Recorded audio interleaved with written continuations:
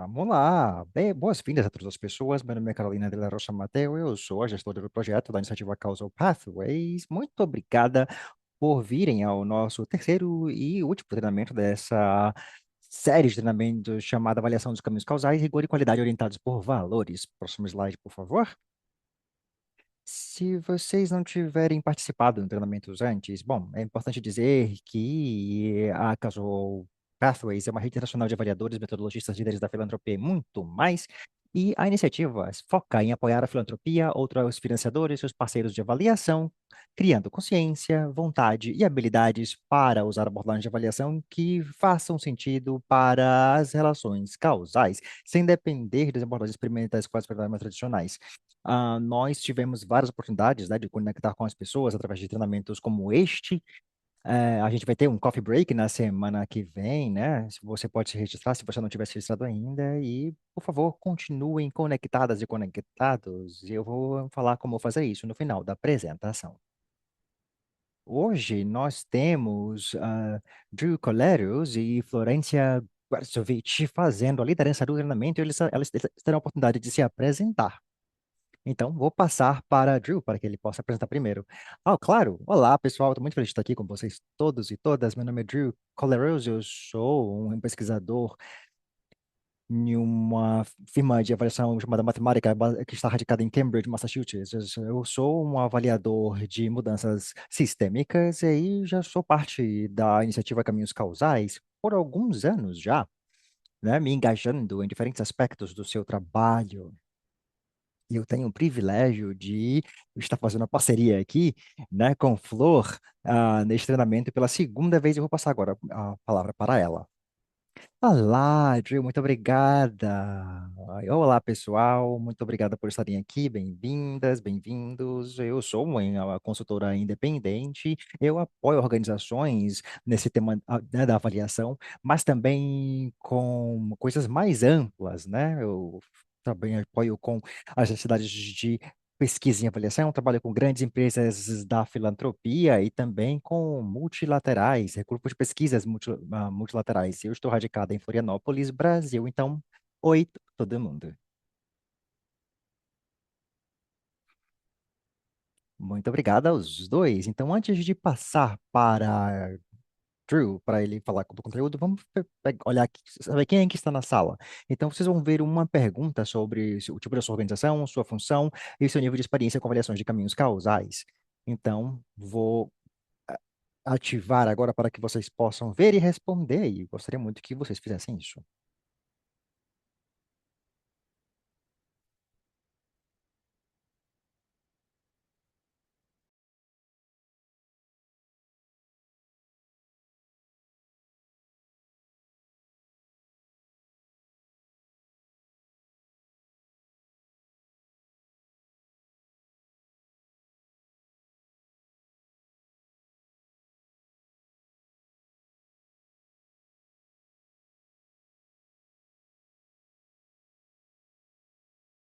Vou dar mais uns momentinhos, porque metade das pessoas já responderam, e nós apreciamos muito isso, mas vamos dar um tempo para que o resto também possa responder.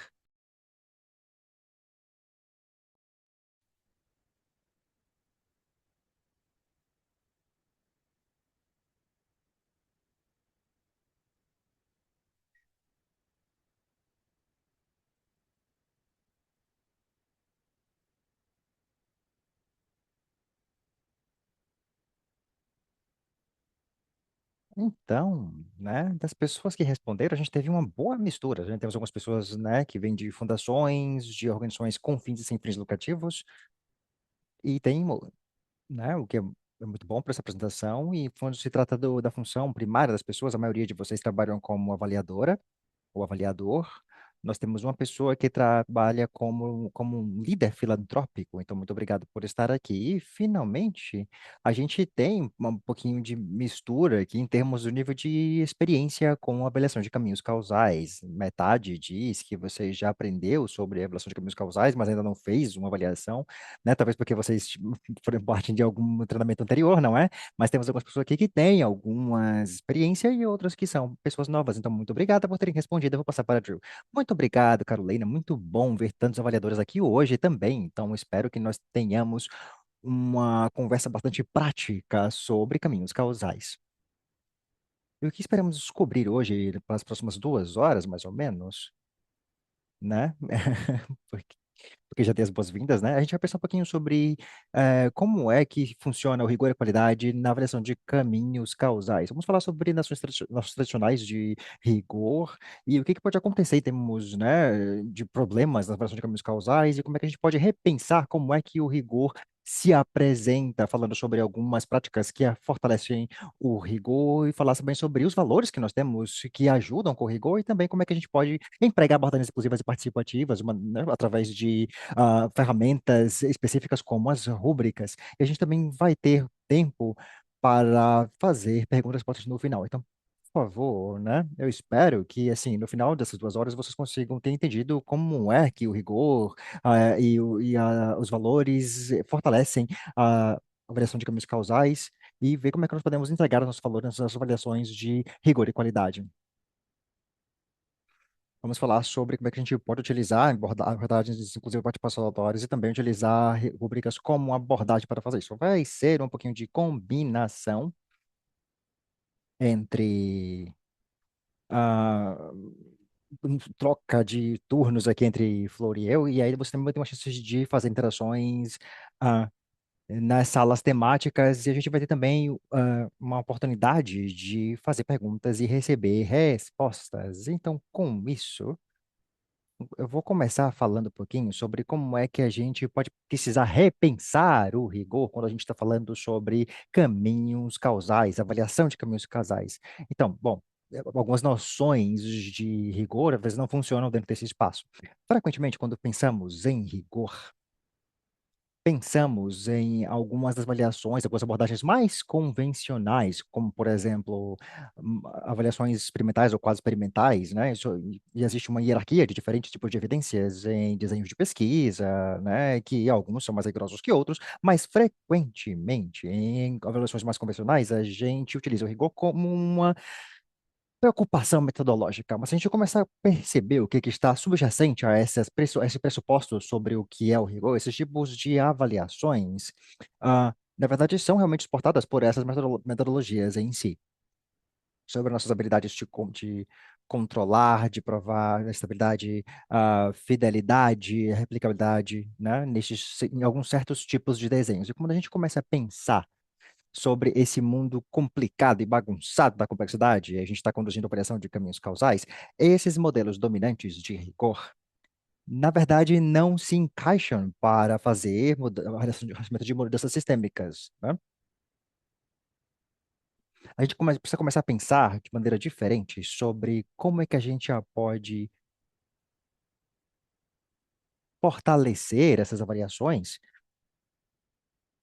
e também, né, os valores que precisam liderar o rigor. Se a gente quiser fazer uma avaliação que seja rigorosa e eficaz em ambientes mais complexos. Porque, por exemplo, pense em contextos em que essas avaliações mais rígidas, essas metodologias mais rígidas, não fazem sentido quando a gente está tentando abraçar a complexidade total de uma situação. Quando a gente pensa sobre rigor, nos esforços de mudanças no sistema, a gente entende que a gente precisa refletir um conjunto mais amplo de dimensões, né? Por exemplo, a complexidade de inclusão e caminhos causais emergentes e plurais que acontecem simultaneamente e também os loops de feedback entre eles. Então, são noções e dimensões que aumentam o rigor quando estamos pensando sobre uma avaliação de caminhos causais.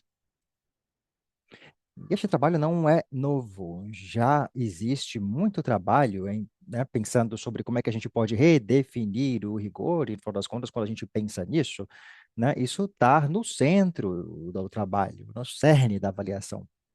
Então, valores está bem aí no centro, né? Quando a gente pensa sobre fazer ah, julgamentos dentro da avaliação de caminhos causais, a gente precisa pensar sobre os valores que estão no centro, no cerne deste trabalho e como é que esses valores, né, emergem, como é que eles impactam e como é que a gente pode utilizar esses valores para redefinir o rigor. E o treinamento que nós planejamos para hoje está baseado na nossa experiência como avaliadores dos caminhos causais e também se informa na tradição de pesquisa e também se está ancorado em alguns conceitos como a estrutura de rigor, que se trata da maneira como a gente, o framework de rigor inclusivo, que na verdade né, fala sobre como é que a gente faz isso, e vocês vão ter as referências também, quando vocês receberem os slides, também vocês podem encontrar isso no website da Iniciativa Caminhos Causais. Mas, no final das contas, o que a gente está falando aqui é sobre como os nossos valores informam os estados preliminares da avaliação e como nossos valores também informam a nossa prática enquanto avaliadores e avaliadoras. Os valores são realmente no centro do nosso trabalho. Eles influenciam nossas áreas de curiosidade, se a gente quer focar, onde é que a gente vai focar na avaliação, também vai influenciar nas perguntas que nós fazemos, as métodos e abordagens que nós utilizamos para abordar essas questões, como é que a gente constrói sentido sobre os dados que a gente coleta, quem que participa nesses processos, e as perspectivas que nós trazemos para a avaliação, né, de fontes de dados, até passando pelos participantes e até, né, chegando até como as pessoas, né, que estão participando, né, fazem isso em cada estágio da avaliação, dependendo dos métodos e abordagens que a gente utiliza. A gente também precisa pensar nos valores que a gente traz quanto avaliadores e avaliadores, em termos de nossas perspectivas e práticas. Eu vou passar para a Flor agora, que vai como você nos dar um exemplo sobre como os valores de quem avalia podem nos ajudar a fortalecer o rigor. Então, vamos fazer, vamos examinar com mais profundidade, né, através de exemplos, para ver como é que isso se configura, como é que a gente pode reconhecer isso e como é que isso impacta a nossa avaliação e como que nós podemos, enquanto avaliadoras, fortalecer as nossas práticas. Ah, E tem duas coisas que são muito importantes na nossa abordagem de caminhos causais. A primeira é reflexividade, que é uma questão de compreender a nós mesmos e mesmas como avaliadores e avaliadoras, né? Entender o que que nós fazemos. E isso não é uma ideia filosófica, né? Não é uma maneira intangível de fazer uma reflexão, mas é de uma maneira que realmente nos ajude a tomar decisões e fazer julgamentos avaliativos, né, e no nosso papel enquanto avaliadores e avaliadoras. E a segunda parte que a gente vai falar é a credibilidade, que é as coisas que nós fazemos para construir confiabilidade justamente com outras pessoas no nosso trabalho avaliativo. E essas coisas são importantes para operacionalizar os nossos valores e também, né, influenciar partes interessadas no nosso processo avaliativo. Então, vamos falar um pouquinho sobre reflexividade. Essa idade, por exemplo, de ter, é muito mais do que ter autoconsciência, né? É uma questão de usar a autoconsciência, né, como entendendo isso como a nossa posicionalidade, né, perspectivas, papéis institucionais e ver, entender como é que isso influencia cada etapa da nossa avaliação. Escolher um método, né? Método pode ser, né, bom, pode ser mal utilizado. Entender também, inclui também refletir sobre se estamos reforçando a narrativa dominante ou abrindo espaço para narrativas marginalizadas. Ou entender também se aqueles nossos achados estão, né, confirmando as evidências, e às vezes a gente pode também refletir nas narrativas que nós encontramos e entender onde estão as lacunas. Então, o que é que a gente faz? Vamos compartilhar um exemplo, né, que a gente fez numa avaliação há alguns anos. Ah, Tom e eu, né, fomos para fazer essa avaliação e cada um de nós tínhamos experiências. Tom já estava fazendo avaliação nesse portfólio e aí a maioria da avaliação em tempo real já tinha acontecido lá no frontline, né, lá no front mesmo, nas escolas, nas comunidades, hum, uma avaliação feita assim no dia a dia, né, no nível micro. E aí, quando eu chegou, né, eu já estava engajada com os mesmas partes interessadas e outras pessoas dentro do ecossistema, mas só que no nível macro. Eu sabia, eu conhecia o diálogo político e o histórico, eu sabia toda a rede nacional de doadores que haviam apoiado essa área de trabalho ao longo dos anos. E a- teve um momento em que a gente olhou um para o outro e começamos a debater, porque ele queria fazer, né, ele queria olhar mais de perto, eu queria olhar mais de longe.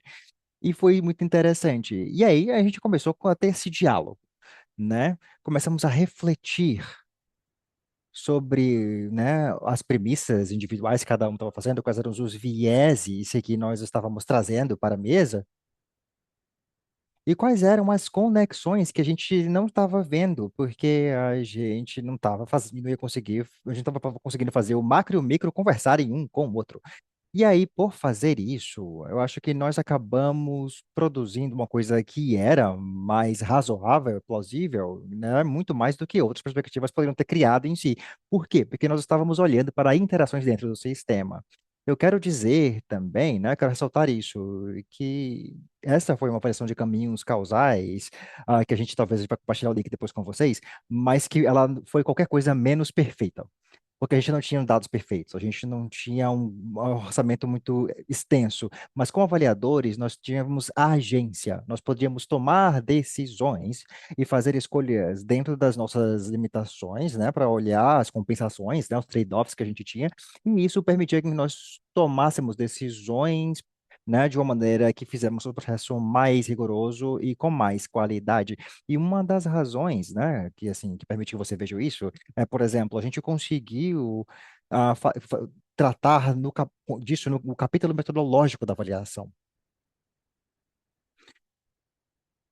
Porque este capítulo, na verdade, né, captura a reflexão que nós fizemos e quando a gente estava exercendo a reflexividade, como é que a gente informa as nossas linhas de base, como é que a gente informava as nossas decisões. E aí a gente misturou com isso com abordagens mais tradicionais, pegou esse método, né, e que a gente fez com tantas pessoas, e a gente foi incluindo. E fizemos isso como uma maneira de exercitar a reflexividade e compartilhá-la para que o processo se tornasse mais crível. Então, eu vou falar sobre e isso nos leva para a próxima prática que eu gostaria de falar agora, que é a credibilidade. Eu também quero dar um exemplo, porque eu acho que isso facilita entender, né, o que que significa fazer as nossas decisões enquanto avaliadores mais confiáveis para outras pessoas. Eu quero que vocês pensem sobre um doador, né, assim, de alto vulto, né, que tem um conselho e a cada, né, número de anos se junta, toma uma decisão sobre o portfólio, né, assim, meio que de vez em quando, nesses 10 anos, por exemplo, volta para fazer algum tipo de supervisão. E aí você tem uma voluntário do movimento ou alguém, um agente, né, de um programa, por exemplo, que pega a informação, que está lá lidando com as informações todos os dias. Né? O que está acontecendo com a implementação do recurso que o conselho proveu anos antes. Então, aí como o avaliador vai poder refletir no seguinte, isso é uma aposta que realmente é significativa para os próximos 10 anos ou não? Alguma coisa mudou no contexto? Será que eu deveria continuar fazendo a mesma coisa? Né? Quem eram as pessoas, por exemplo, uma pessoa que era crítica para a operação saiu do processo. São muitas perguntas de perguntas e nenhuma dessas perguntas, né? Ela- respondem tudo, porque existem diferentes partes do sistema, diferentes horizontes, diferentes particularidades. O desafio da credibilidade não é, na verdade, depende de um método ou de outro para a gente conseguir responder todas as perguntas. Então, ao certo ponto, a questão é como é que eu faço com que o insight que está surgindo seja crível para este conjunto de pessoas? E isso pode, né, se apresentar, por exemplo, em um caso, né? Como é que a gente cria insight local, viajar ao conselho a cada 10 anos sem achatá-lo e fazer isso de uma maneira crível, de uma maneira que seja relevante e que seja confiável. Então, o que conta como evidência depende, por exemplo, da comparabilidade, né, entre recursos, benefícios e locais. Às vezes, o que importa é a adaptação. Então, por exemplo, será que tem coerência estratégica nesse portfólio diverso? E a combinação dessas respostas, a gente analisa se as pessoas vão utilizar essa avaliação. Será que elas estão dispostas a confiar no resultado dessa avaliação? Então, vou dar para vocês uma aplicação disso de ah, resumo final, do relatório final de um portfólio de uma filantropia. Teve uma situação em que a organização queria uma avaliação causal, a gente ficou pensando o que que a gente pode fazer para aumentar a credibilidade.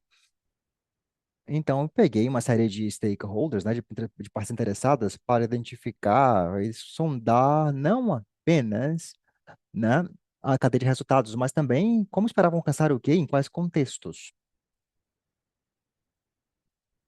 E aí a gente foi entender, né, por exemplo, quais que pessoas do grupo esperavam alcançar uma série de resultados, né, mas a avaliação também prestou atenção aos resultados inesperados e não esperados. E o portfólio operava em diferentes estados, e diferentes problemas. E por isso, nós tentamos utilizar algumas abordagens estratégicas. Tentamos entender sistematicamente por que alguns cenários estavam saindo melhor do que outros. E aí fizemos uma escolha de não fazer uma média, porque se a gente fizesse isso, o resultado não ia ser de interesse para ninguém. Então, combinamos os diferentes elementos de métodos de estratégia de diferença causal, né? Utilizamos um pouquinho de rastreamento de processos, um pouquinho de análise de contribuição, um pouquinho de história oral, um pouquinho de análise de dados e monitoramento. E aí a gente pegou tudo isso, né, juntamos com nossas premissas e fomos analisando isso à medida que nós aprendíamos mais. Mas não era se tratava apenas de ter uma diversidade de métodos, mas também como eles estavam, né, interconectados para atender as necessidades de forma crível. E é por isso que nós utilizamos histórias orais. E nós que fizemos isso porque nós queríamos trazer as vozes dos parceiros locais. E esses parceiros locais, eles tinham algum interesse em participar porque eles estavam fazendo o trabalho deles. Então, era um fardo para eles pensar em qualquer outra coisa. E a abordagem, né, de utilizar as histórias orais era justamente interessante porque essas informações eram críveis para os informantes. E aí fizemos um exercício causal, percebendo o que que mudou, como e como é que a gente sabe. Quando a gente perguntar às pessoas, o que que elas vão dizer? Questionamos os seus pressupostos, triangulamos vozes, né, trabalhamos com diferentes evidências e explicações alternativas e tudo isso tem as histórias orais, não seria suficiente para a gente fazer o que a gente precisava fazer. Era uma parte, mas a gente precisava, né, expandir esses limites como uma maneira de criar credibilidade para a análise causal que a gente estava fazendo. Então, essa parte, né, da criatividade né, foi muito importante. A gente vai falar disso no próximo slide.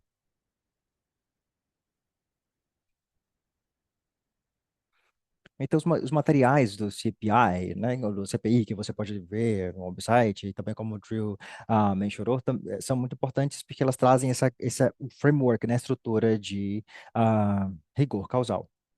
E aí vocês vão ver, né, dentro da estrutura de rigor inclusivo, especialmente nos nossos materiais, que há uma tendência em focar em três valores para guiar as escolhas avaliativas: equidade ou pluralismo, complexidade e também aprendizagem e utilização, que basicamente se trata de se certificar de que, né, diferentes partes interessadas e comandantes do sistema estão ok com a utilização dessas estratégias. Esses valores é importante ressaltar que não é uma solução de tamanho único.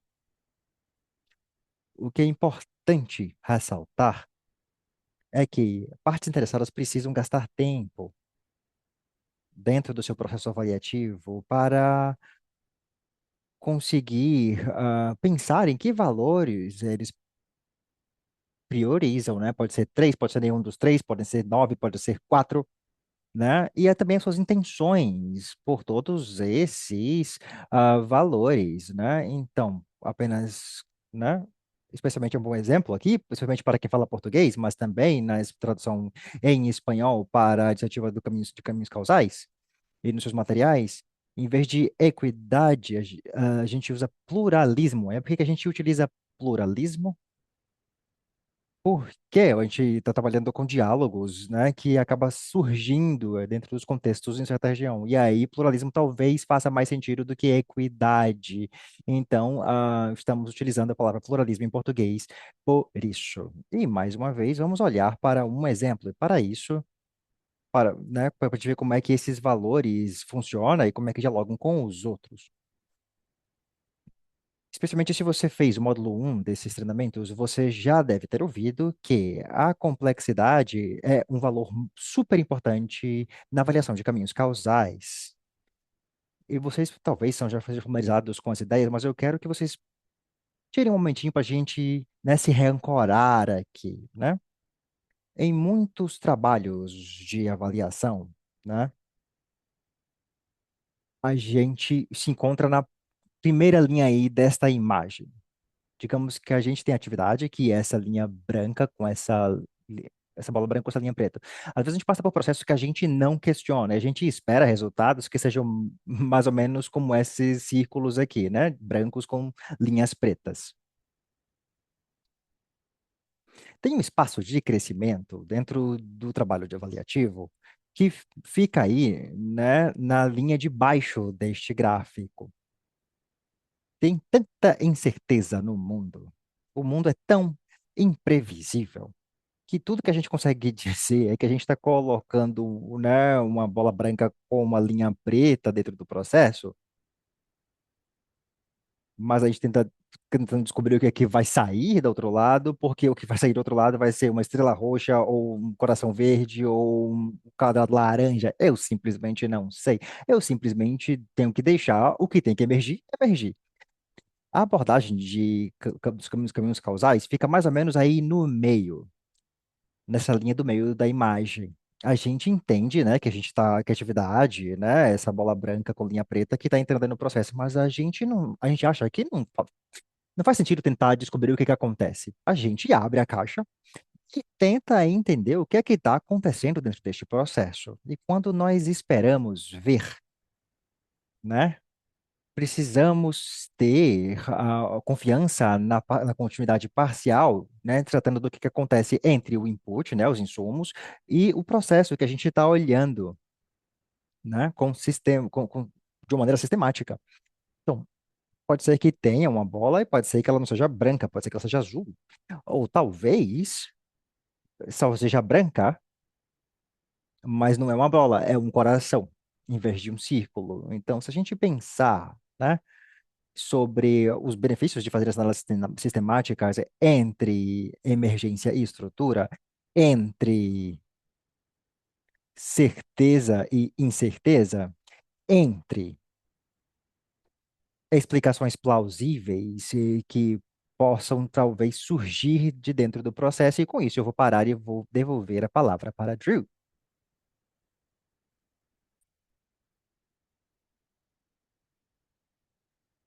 Obrigado, Flor. Flor estava falando sobre maneiras diferentes de operacionalizar a complexidade, utilizando múltiplas fontes, perspectivas, métodos, tipos de dados, sendo transparente sobre limitações de tomadas de decisão deliberada, certificando de que essas conclusões façam sentido para quem está mais próximo do trabalho. Então, são maneiras como a gente consegue operacionalizar o valor da complexidade para a gente, né, conseguir manter este valor no nosso trabalho. Então, eu vou agora falar sobre um pequeno exemplo sobre como é que isso pode, né, se apresentar na prática. Esse aqui é um exemplo de uma avaliação de caminhos causais de um modelo híbrido escolar que nós fizemos recentemente. Terminamos não tem muito tempo, né? Vou só passar um pouquinho de contexto sobre isso. Foi uma avaliação que foi feita, né, sobre modelos virtuais e híbridos educacionais que estavam acontecendo aqui nos Estados Unidos no contexto do pós-Covid. A narrativa predominante era que o ensino virtual híbrido não funcionava para acelerar os resultados de aprendizagem. Então, durante a pandemia, né, muitos sistemas escolares passaram para o sistema virtual, e aí houve muita documentação nos últimos ah, dados nos últimos anos dizendo que houve muita perda em termos de aprendizagem deste período. Então, teve essa narrativa predominante dizendo que ensino virtual híbrido não funciona por todo esse aprendizado que foi perdido nesses anos. Mas, na verdade, este pensamento normativo acaba não se confirmando, né? Porque existiam lugares em que os modelos virtuais híbridos estavam funcionando. Então, a gente fez ah, uma avaliação para justamente trabalhar com modelos escolares que demonstraram, né, o atingimento a esses objetivos de aprendizagem, olhando para as evidências rigorosas, ainda são essas, evidências rigorosas para informar, né, como que estava funcionando. Mas a gente não entendia bem como eles estavam funcionando, ah, em que condições e por quê, né? A gente sabia que para alguns alunos estava funcionando, mas a gente queria entender quais eram as condições que faziam que funcionasse para um e funcionasse para outro. Então a gente entrou com a intenção de gerar evidências rigorosas para informar, né, para outras lideranças escolares entenderem dessas quatro unidades que nós escolhemos, como é que poderiam implementar abordagens semelhantes dentro do seu contexto.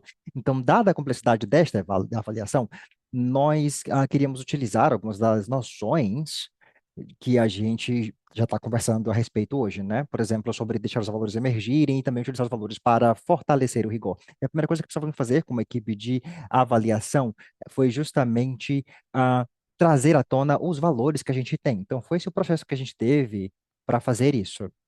Nós utilizamos algumas das orientações da estrutura de jogo inclusivo, tínhamos um time, né, trabalhando nisso, e começamos com uma reflexão profunda. Fazemos por exercício guiado, pensamos sobre uma experiência específica, né, em que evidências de alta qualidade foram utilizadas para conseguir entender como o programa funcionava. E aí nós fazemos uma reflexão individual, pensando em o que tornou essa experiência positiva e que valores foram importantes desse processo. Depois de um tempo de reflexão, então, a gente começou a documentar isso enquanto indivíduos. Cada membro da equipe de avaliação desenvolveu sua própria narrativa, que começou a trazer à tona quais eram esses valores individuais dentro dessa experiência específica ou dessas experiências específicas. E nós passamos por uma priorização coletiva, uma fase com isso.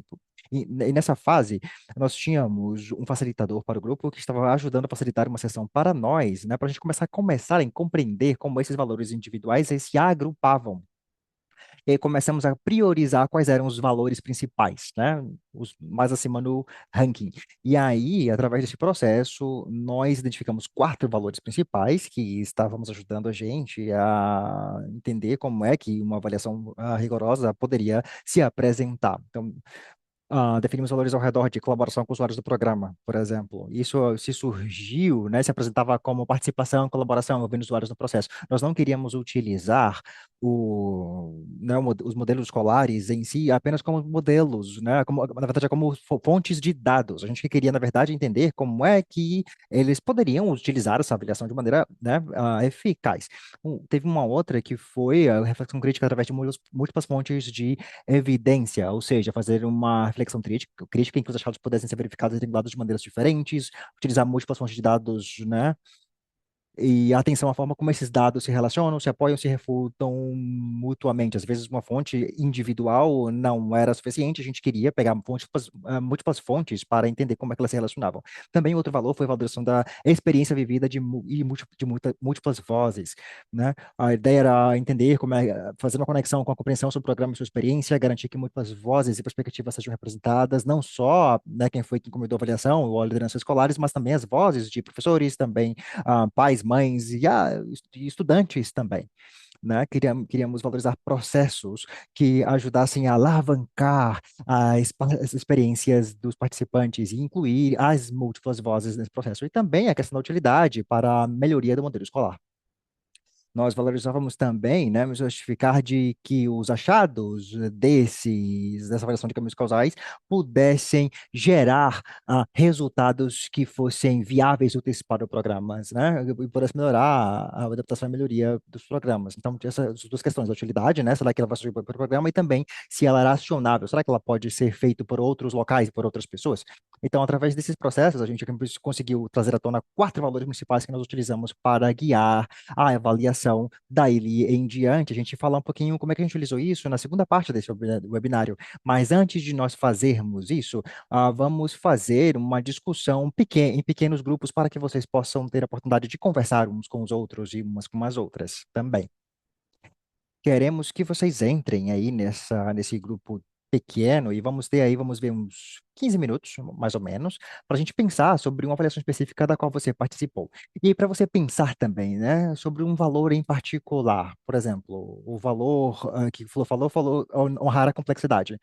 Então, se você tem, por exemplo, honrar a complexidade, se você tivesse focado em honrar a complexidade como valor nesse trabalho, como isso teria mudado sua abordagem nas diferenças de etapas da avaliação? né? Durante essas diferentes etapas, você estava, na verdade, né, agarrado a este valor de honra da complexidade, por exemplo, ou seja lá qual for ah, ah, este valor, como é que você se apresentou com a sua perspectiva? Como é que isso pode se relacionar com os tipos de perguntas que você faz, as métodos importantes que você utiliza, como você constrói o sentido, com quem você construiu o sentido, e também que tipos diferentes de fontes e de dados, né, e que participantes você trouxe para o processo de avaliação. Então, vamos falar aqui com Carolina. Carolina, você tem algum tipo de orientação sobre como a gente pode fazer isso? Porque eu estou olhando para o tempo aqui, e agora são, né, 38 minutos depois da hora de início. Por que que a gente não tira, sei lá, 15 minutos mais ou menos, né, para as pessoas voltar, irem fazer a... Ok, obrigado, Carolina. Então, com isso, eu vou voltar a compartilhar a minha tela.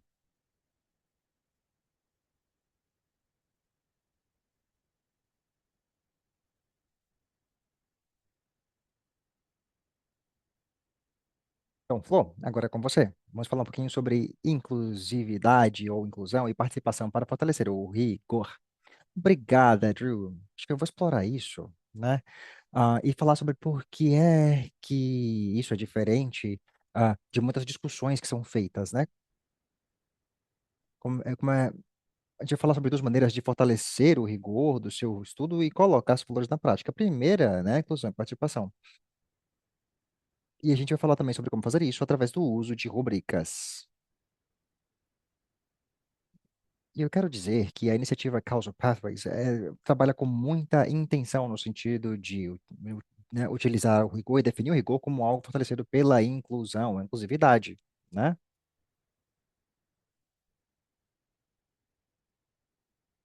A gente está falando aqui sobre os julgamentos avaliativos que a gente faz, decisões avaliativas que a gente tem quando a gente pensa sobre reflexividade e credibilidade dentro do processo. Então, com muita frequência, assim, quando a gente fala sobre participação, a gente rapidamente passa para, né, métodos, ferramentas, abordagens para fazer isso. Às vezes a gente vai também na direção oposta, né? Em vez de a gente fazer uma coisa muito prática, a gente faz algo que é muito filosófico, muito abstrato. Aqui, o ponto que a gente quer transmitir é o seguinte: para a iniciativa Causal Pathways, a participação pode estar incorporada em todos os passos da nossa avaliação, como vocês podem ver no slide, né? São uma série de passos que a gente toma no processo avaliativo. E para alguns, idealmente, né? ah, todas as vozes que a gente puder serão incluídas. Pensando como a gente pode utilizar ou apoiar o uso de evidências, né, que surge dentro de um processo avaliativo. E se você tiver interesse neste processo, né, sendo estar incorporado em todos os passos, tem um estudo de caso lá no site da CPI que te dá um exemplo, né? Como é que você pode integrar todos os aspectos do trabalho da análise causal em cada das etapas. E o nome do estudo de caso é Clarissa. Mas é importante ter cuidado aqui, porque a participação não é um exercício de ciranda, né, como a gente fala no Brasil, né? É um processo assim meio Haribo, onde todo mundo simplesmente se reúne, compartilha sua voz e, né, e a necessidade de um julgamento crítico desaparece porque todo mundo simplesmente está bem, simplesmente em compartilhar e é isso. Não, na verdade a gente está lidando aqui sobre é, fazer julgamentos críticos como essencial no no processo participatório para a gente conseguir, para que nós consigamos criar as alegações causais. Porque a gente está falando, avaliação de caminhos causais, afinal das contas. E para isso a gente precisa lidar com organizações, né, reais, em seus ecossistemas, em diferentes ecossistemas, informações, diferentes incentivos, diferentes ricos, diferentes idiomas, diferentes autoridades. E o ponto, mais uma vez, trazendo reflexividade e credibilidade, né, de volta aqui para nossa festa, porque a gente está tentando aumentar a qualidade e o rigor da avaliação, precisamos pensar sobre do conhecimento de quem que eu preciso para fazer uma alegação causal, ou para que essa alegação causal seja confiável. Quem é que pode me ajudar a testar um pressuposto? Quem entende se um caminho é plausível ou não na prática? Quem vai usar essas avaliações? E pensar sobre isso. E isso é importante para o rigor, e eu acho que o próximo slide fala sobre isso. Desculpa, eu me equivoquei aqui, vamos voltar. E isso é importante para o rigor e para a qualidade. E é este o ponto. A tarefa, né, numa avaliação casal, é assim, tipo, quando a gente pensa sobre avaliação, sobre participação, na verdade, a gente não está pensando em mais simplesmente para ter mais. Às vezes a gente precisa começar pequeno e ver o que é possível, o que é promissor e ver quais são as limitações. Lembra que a gente falou sobre as histórias orais, a gente escolheu aquela abordagem? Né? Quando a gente estava trabalhando com aquele programa, a gente estava tentando fazer pessoas que estavam ali na finalização, né, de um portfólio, fazendo muito trabalho, não necessariamente necessário, né, em assumir, né, novas funções dentro do projeto, ou talvez estivesse preocupadas com o fim do financiamento. E talvez, às vezes, né, alguma coisa poderia acontecer que pudesse ser desrespeitoso para essas pessoas. E às vezes é uma questão simplesmente da participação numa oficina, porque às vezes você tem um orçamento bom e você pode trazer todo mundo para a conversa, mas às vezes a pessoa apenas reforça assimetrias de poder. Né? Então, às vezes, vai para uma conversa, a gente ouve de vozes diferentes, ou escuta essas vozes em contextos diferentes, em situações diferentes, pode ser a melhor maneira de fazer isso. Então, só para encerrar aqui, né, a questão da participação. Isso pode ser feito, né, num mundo ideal perfeito, se tudo for possível, e isso é relevante, mas, né, dado que seja relevante e útil, né, para aumentar a confiabilidade e para fazer a avaliação mais rigorosa. Então, eu já acabei pulando um pouquinho para a rúbrica, né, mas tem um slide para a gente falar sobre isso, né? As rúbricas têm sido utilizadas há muito tempo na avaliação. Talvez você já tenha, né, se deparado com rúbricas na escola, quando uma professora ou professora fala que a prova vai, né, você vai conseguir tirar 10 e se você fizer X, Y e Z, e aí se você não fizer, vai ganhar, né, um ponto inteiro se você não, se você fizer outra coisa. O que é uma rúbrica? A gente pode dizer que as rúbricas são um tipo de escala qualitativa que inclui critérios. Então, por exemplo, quais são os aspectos da performance, né, qualitativa no qual estamos interessados? Uma rúbrica inclui níveis de performance. Então, a gente sabe o que que é 10, o que que é 8, o que que é 7. Geralmente inclui uma descrição de exemplos desses níveis sequenciais de desempenho. Então, é isso que é uma rúbrica. E é utilizada por coisas muito, muito diferentes. Dentro das abordagens de caminhos causais, e mais uma vez, né, quando a gente está pensando sobre qual é o nosso propósito aqui, você pode utilizar as rúbricas para julgar a sua abordagem metodológica geral, você pode utilizá-la para tomar decisões, fazer julgamentos em relação ao tipo de conteúdo que você está avaliando, você pode usar isso para fazer uma alegação em termos de quão forte a sua evidência é, ou como a sua decisão se apresenta, né? Se você está confiante ou não está tão confiante nessa decisão, e também para operacionar os seus valores. Então, vou dar mais exemplos aqui para nós entendermos isso melhor. Aqui nesse slide, vocês veem uma rúbrica e tem níveis de performance, né? E escala, numa escala. Isso aqui é um exemplo que foi desenvolvido como parte de um fundo do Banco Mundial para responsabilidade social. E quando a gente fala sobre partes interessadas, sejam, né, os doadores, ou seja, ou as comunidades, todo mundo se apresenta aqui nessa escala. Por exemplo, tem uma coisa que essas pessoas realmente se importavam, mas estavam tendo dificuldades de entender e explicar. E parte da história que a gente estava escutando é que os modelos que foram utilizados para avaliar e entender o plano e a escala na verdade, não se correspondiam com com a realidade que as pessoas estavam tentando fazendo, né, esse escalamento ou consegui-lo, né? Então, nós fizemos isso através de um processo interativo de ah, trazer à tona pressupostos e fazer testagens. A gente conversou com as pessoas para entender o que elas estavam experienciando, o que elas estavam pressupondo que elas não pudessem falar em público. E aí a gente não podia fazer uma avaliação completa, então a gente teve alguns projetos que eram parte desse portfólio que a gente estava planejando avaliar.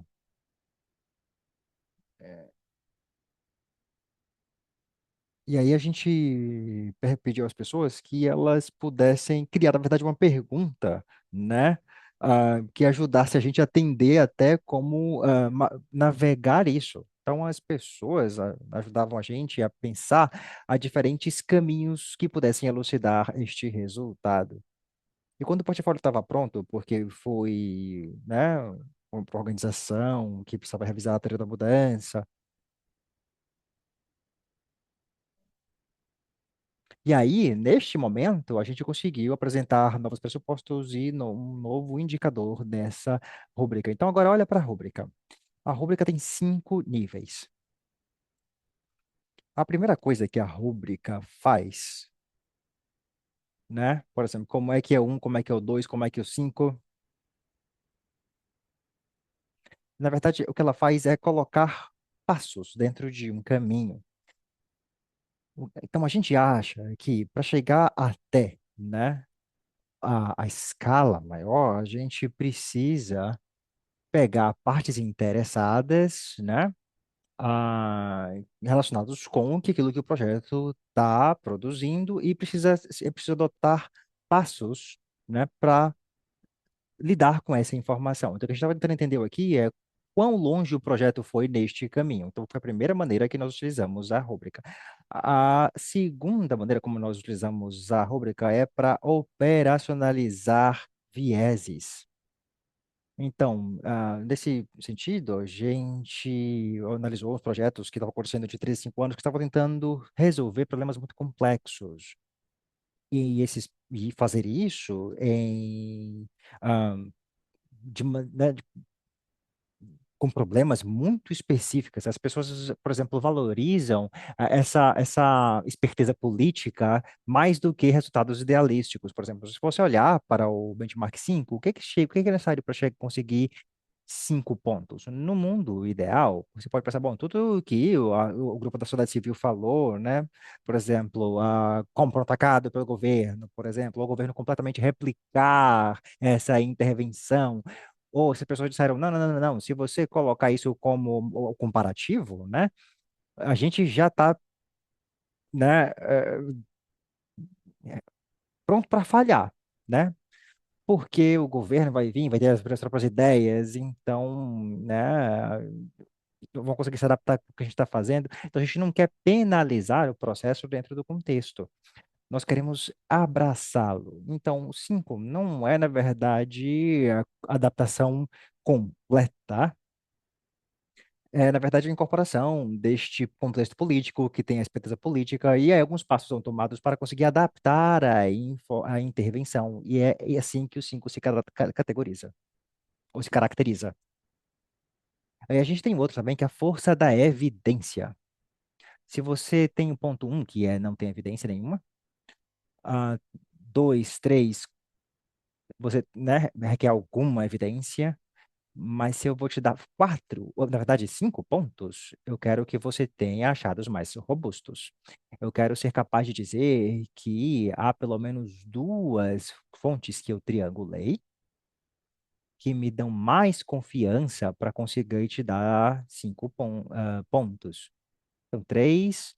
maneiras de como a rúbrica é utilizada, né? Tudo de uma só. Nem todas as rúbricas fazem isso de uma maneira só. Alguns focam mais no caminho causal, e outras em outras coisas, mas vocês conseguem fazer isso. Vocês vão conseguir fazer. Essa rúbrica aqui é só para explicar,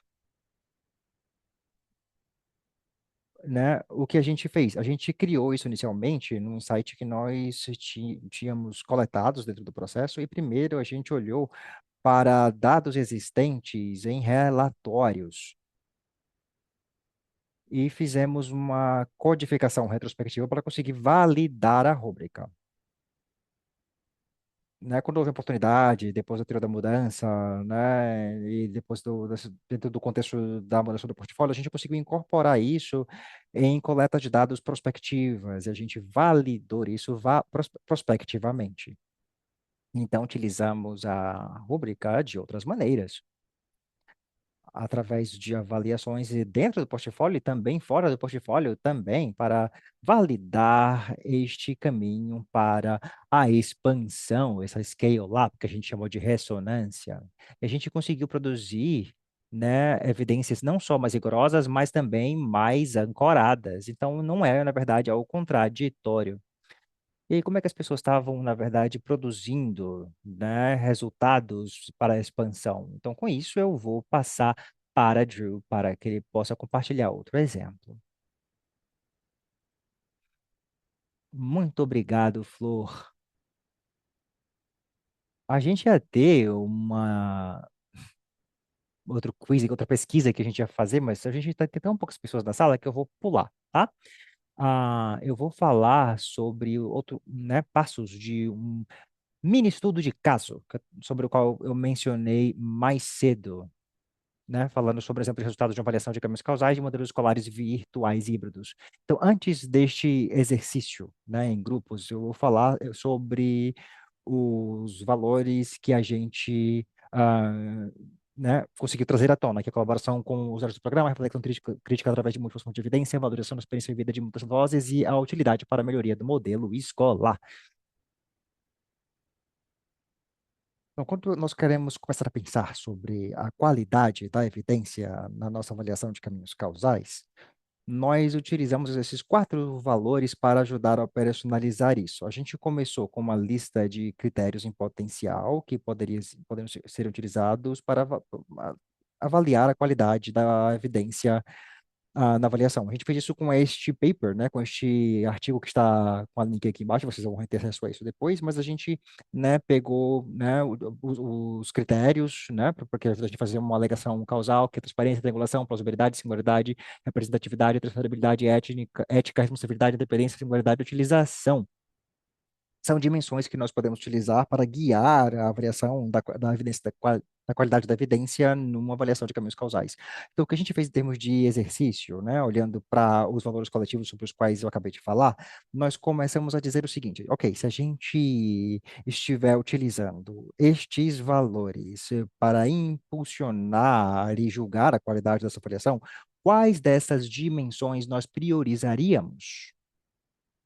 E aí, cada membro da equipe de avaliação, né, tinha três bolinhas que podia utilizar para voltar. Então, quanto mais longe do centro, era importante, mas não era tão crítico. Então, nós utilizamos este exercício coletivo e, no final, acabamos afunilando para quatro critérios considerados altamente alinhados com os nossos valores: triangulação, plausibilidade, transferibilidade, e a gente conseguiu juntar aí esses dois que eram responsividade e representatividade. E nessas dimensões diferentes, como o Flor estava falando com a rúbrica, nós definimos cada um deles, né? Nós definimos, né, o que cada um dessas dimensões né, poderia ter como de descrição. Por exemplo, triangulação, o uso de múltiplas linhas de fonte de evidência para informar as alegações causais apresentadas e a consistência dos achados obtidos por meios diferentes. Então, esse aqui foi o parâmetro que nós utilizamos, né, para definir o que era triangulação. E aí nós fizemos, né, a mesma coisa que o Flor mencionou. A gente teve uma rubrica com 5 pontos, E aí a gente colocou critério de qualidade, por exemplo, dentro da triangulação.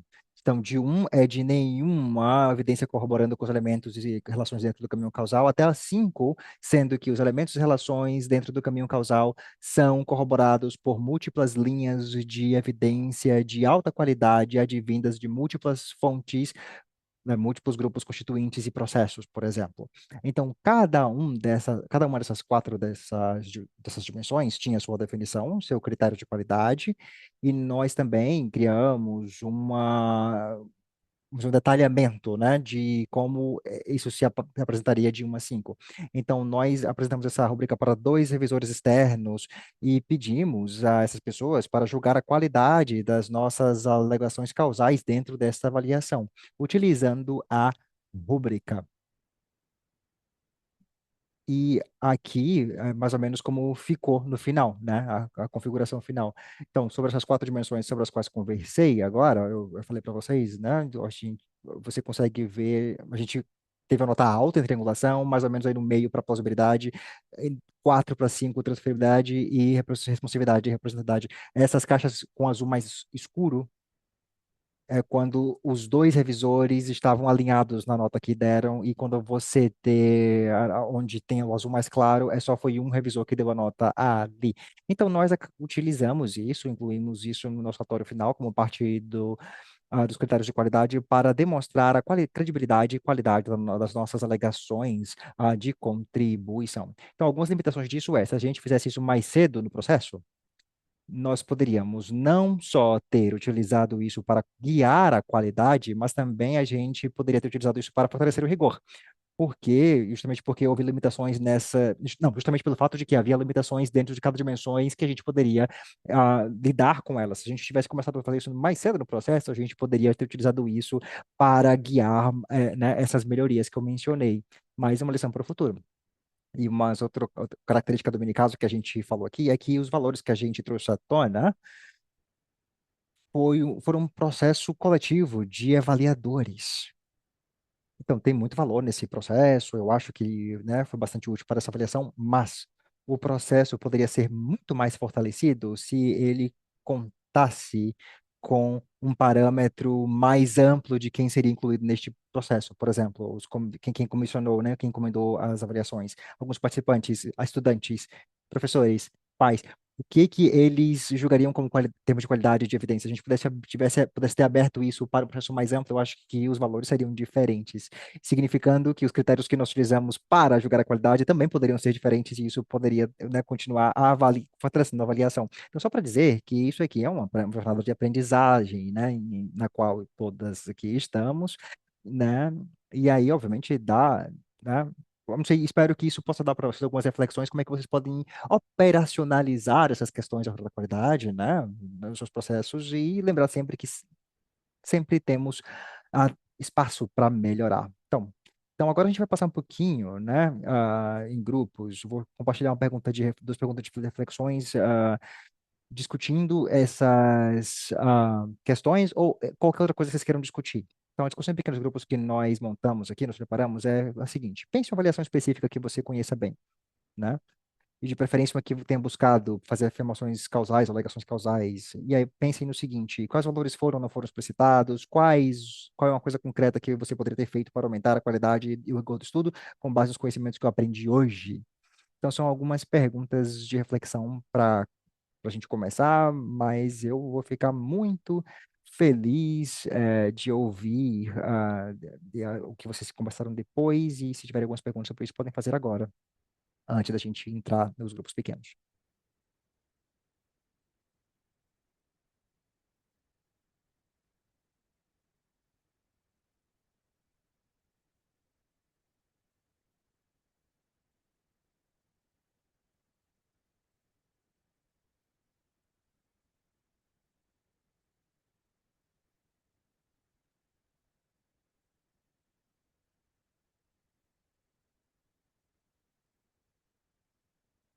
Claro, eu posso colocar, alguém falou no chat, né, pediu para colocar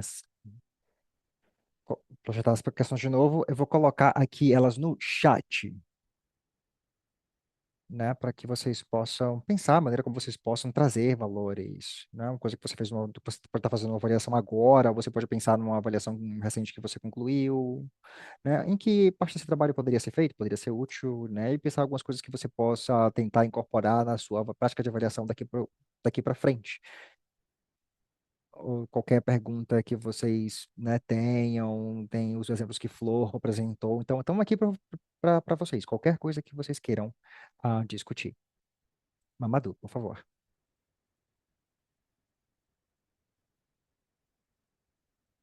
Eu só estou pensando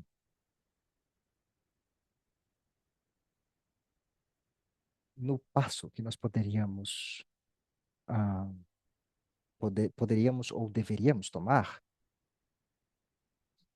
antes de começarmos a atribuir números ou avaliações, né, a esses atributos. Como validar este critério com todo mundo na sala, com todas as partes interessadas, né, para que quando você dá um, dois, três, cinco, eles na verdade, comprar sua história, né? E vão se comprometer com o que você está dizendo. E por conta disso ou daquilo,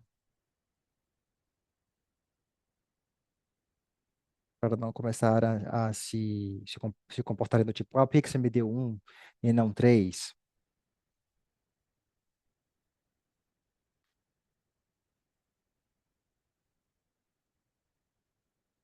Só para que essas pessoas realmente aceitem o resultado, né, da sua avaliação e o que a sua avaliação mostra no final do processo. Eu não sei se vocês conseguiram entender a minha pergunta. A gente conseguiu entender? Sim, eu acho que é uma ótima pergunta. Eu posso compartilhar a minha experiência desse processo.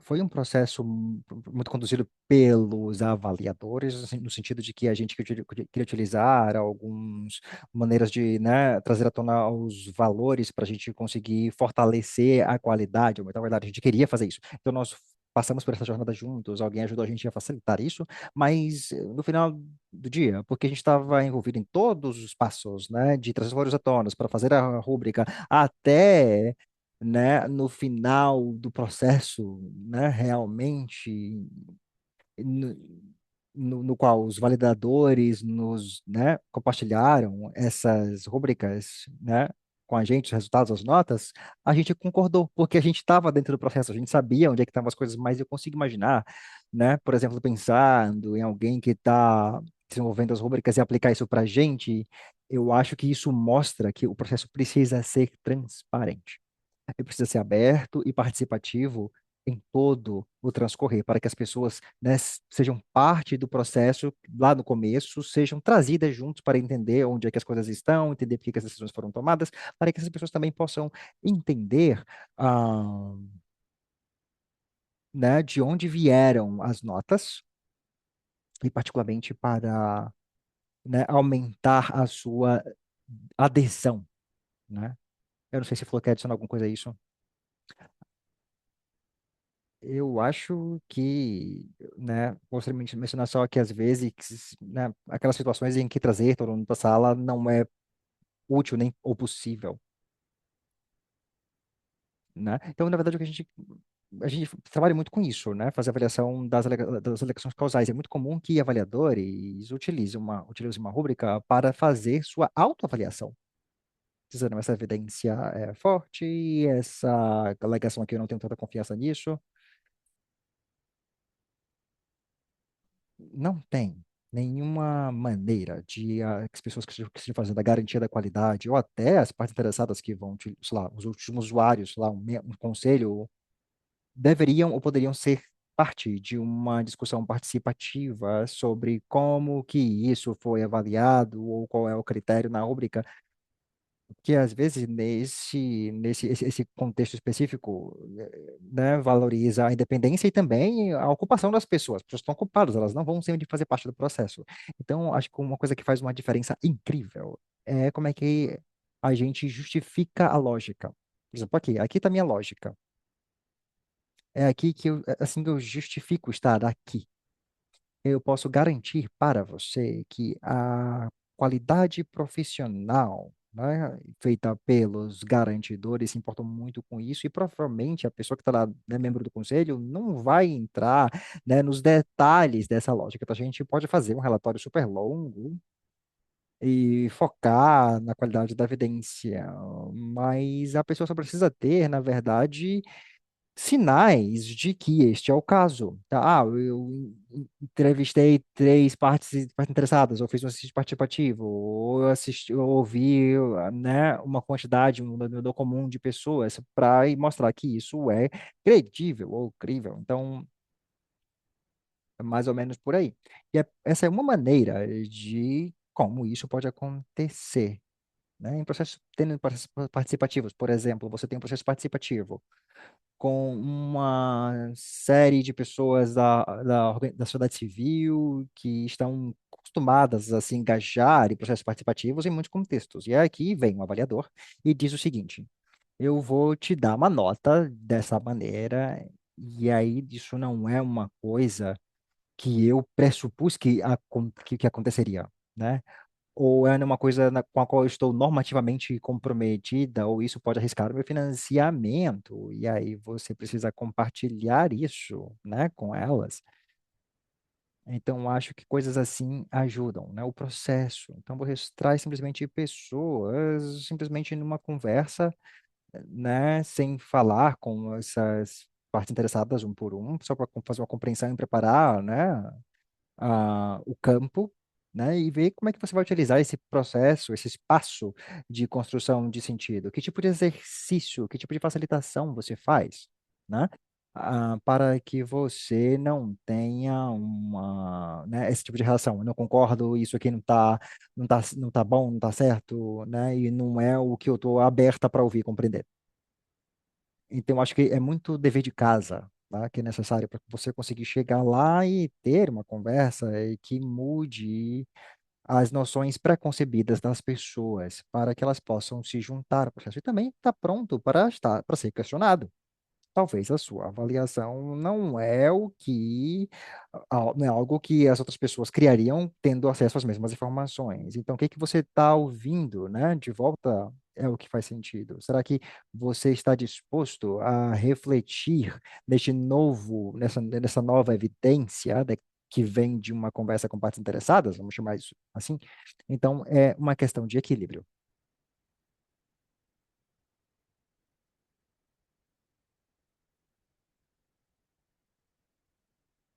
Obrigado pela pergunta, Mamadou. Eu acho que é uma pergunta que eu tenho. E eu reconheço que o foco central dessa sessão hoje foi em avaliação em si,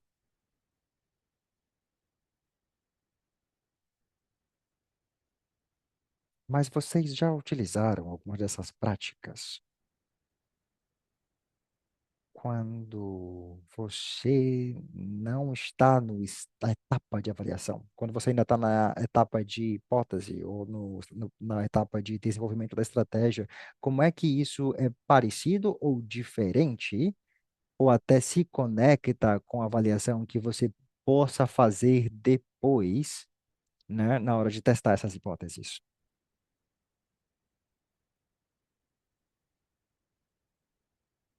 Não, não vai lá, Flor. Uma pergunta brilhante. Estava conversando com uma colega outro dia que falou o seguinte.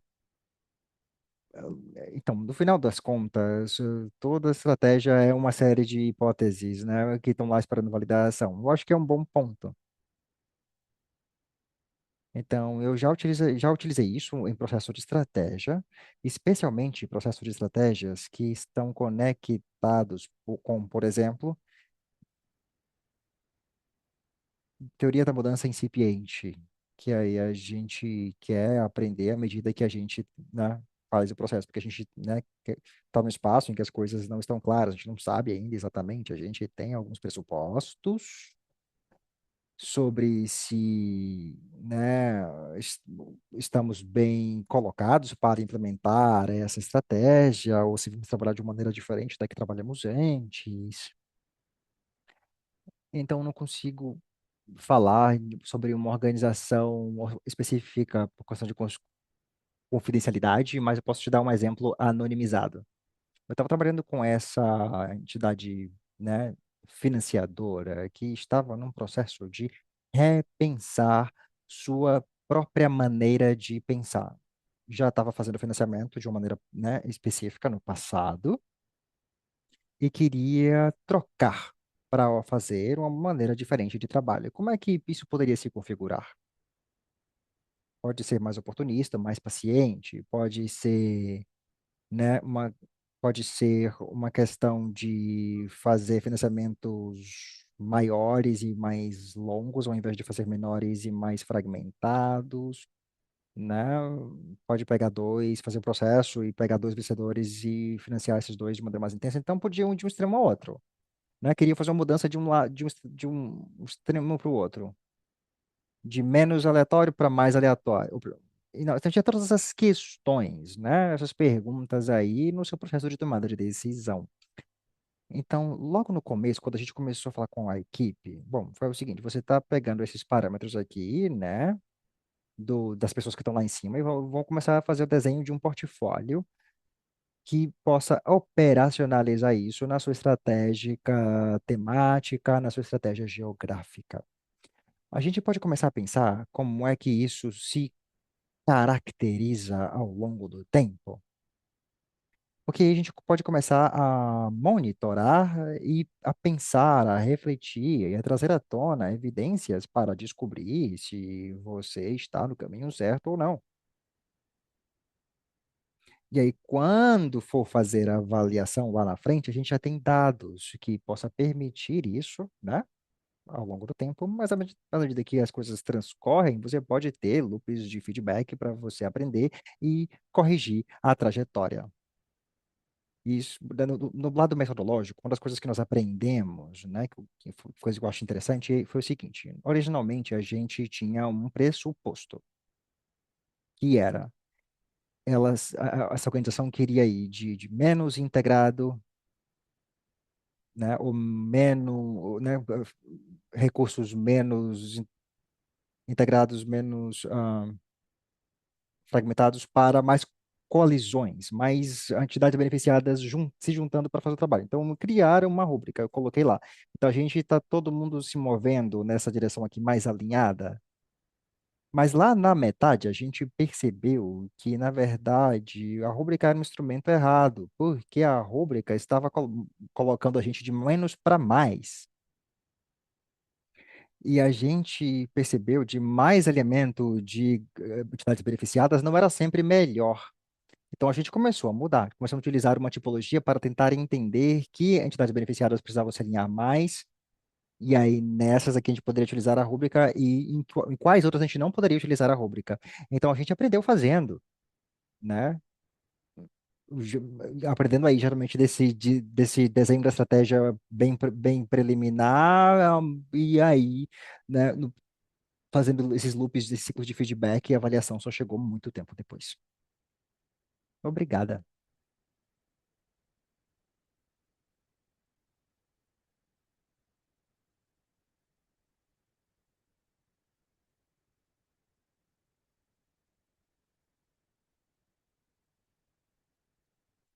Bom, se não houver qualquer outra pergunta ou, né, partilhas, eu gostaria de devolver para vocês o tempo de vocês nessa terça-feira e falou, eu vamos ficar aqui mais um pouquinho, se houver quaisquer outras perguntas mais específicas que vocês quiserem fazer, mas em caso negativo a gente pode meio que encerrar. Carolina, antes de fechar, tem uma coisa que você gostaria de dizer? Se você quiser, puder, pode mostrar, né, mostrar os slides das ofertas da iniciativa para as pessoas que talvez não tenham visto antes. Mais informação sobre como se conectar conosco está no site da Causal Pathways e também no site que vocês vão ter aqui, e também que vocês receberam por e-mail. Eu também já mencionei isso no começo da reunião. Então, se vocês tiverem com quaisquer perguntas, podem mandar para mim por e-mail e vocês também vão receber a cópia dos slides em português e inglês. Eu também vou fazer o upload aí no nosso website nas próximas 24 horas, mas eu vou mandar um e-mail de acompanhamento aí nos próximos 2 dias para todo mundo que se registrou. E aí vocês, né, devem receber isso aí talvez na quinta-feira e vão ver tanto a gravação quanto alguns dos recursos que nós fizemos alusão, né? Inclusive tratamentos como esse aqui. Eu já mencionei no começo que a gente tem um coffee break na semana que vem com Steve Powell e Gabriel Caldas da Castle Map. E nós vamos focar em quão robustos são seus caminhos causais, integrando inteligência artificial no mapeamento causal. Então vai ser bastante interessante, né? Tanto no passado e no futuro também. Nós temos a Associação Americana de Avaliação, tem eventos que você pode assistir, né? E se você quiser fazer uma apresentação como esse, em termos de recursos, nós temos a parceria com a bettervaluation.com, que tem um hub com muitos tipos de recursos sobre ah, avaliação de caminhos causais. Nós também temos, né, no material estamos incluindo também em português e temos também um capítulo de livro com orientações passo a passo sobre como planejar uma avaliação de caminhos causais.